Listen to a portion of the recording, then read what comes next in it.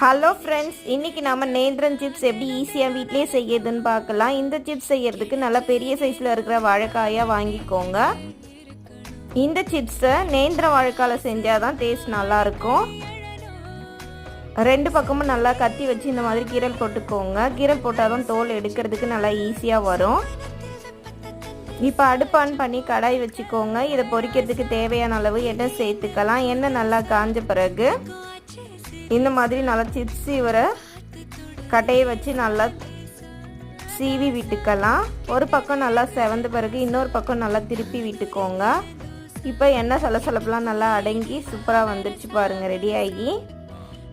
இப்போ கொஞ்சமாக மஞ்சத்தூளும் உப்பும் சேர்த்து கரைச்சி வச்சுருக்கேன் தண்ணியில், அதில் ஒரு ஸ்பூன் அளவுக்கு சேர்த்துக்கலாம்.